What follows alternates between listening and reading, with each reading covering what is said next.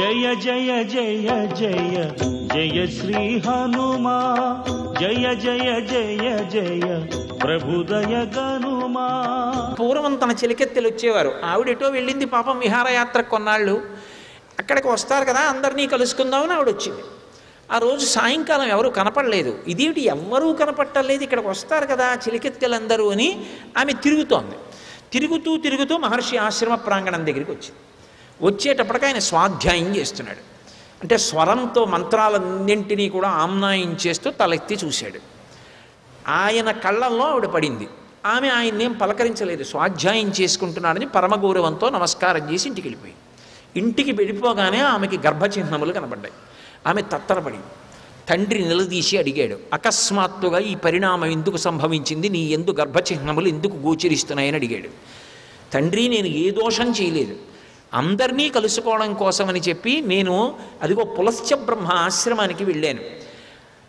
ఏమో తెలియదు, ఎవ్వరూ రాలేదు, నేను ఒక్కదాన్నే వెళ్ళాను. ఇవాళ మహర్షి నా వంక చూశారు, అప్పటి నుంచి నాలో ఈ మార్పు సంభవించిందని చెప్పింది.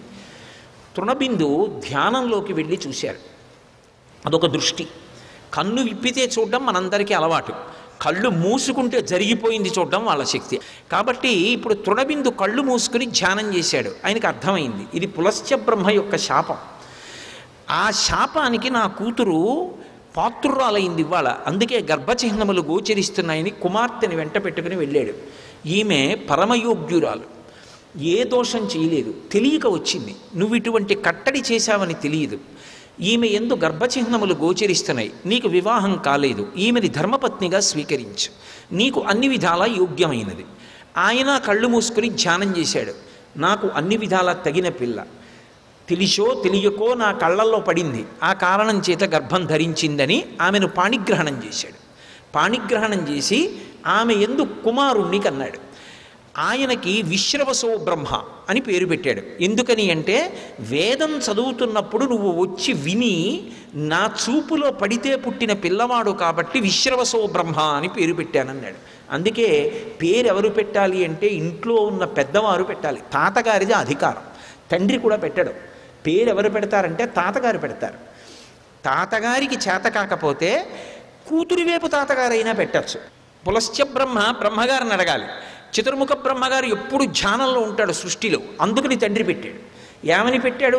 తృణబిందు కన్నా ఆయన సమర్థుడు, విశ్రవసో బ్రహ్మ, వేదం వింటుంటే పుట్టాడు కాబట్టి పిల్లవాడికి ఆ పేరు పెట్టాను. ఆ పిల్లవాడు కూడా అంత గొప్పవాడయ్యాడు. ఆయన కూడా అంత నిష్టతోటి తపస్సు చేసి 1000 సంవత్సరములు తపస్సు చేశాడు. ఏ కారణం, ఏం కోరిక లేదు, కేవలము ధర్మమునందు అనురక్తి. ధర్మం అంటే అంత ఇష్టం ఆయనకి, అందుకని అంత అనురక్తితో ఆయన తపస్సు చేశాడు. ఒక రోజున చతుర్ముఖ బ్రహ్మగారు ప్రత్యక్షమయ్యాడు.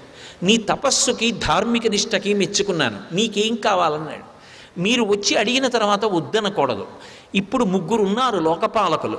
తూర్పు దిక్కున ఇంద్రుడు, అలాగే దక్షిణానికి యమధర్మరాజు గారు, పశ్చిమానికి వరుణుడు, ఉత్తర దిక్కుకి లోకపాలకుడు లేడు. నన్ను లోకపాలకుడిని చేసి ధనాధ్యక్షం ఇవ్వండి అని అడిగాడు.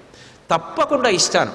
నీలాంటి వాడికి ఇవ్వడానికి అభ్యంతరం ఏముంటుంది అంటే, ఎక్కడైనా సరే కోశాధికారి పదవి ఎవరికి ఇవ్వాలి అంటే అకౌంట్స్ రాయడం బాగా వచ్చిన వాడికి కాదు, ధర్మం తెలుసున్న వాడికి అని రామాయణం సందేశం.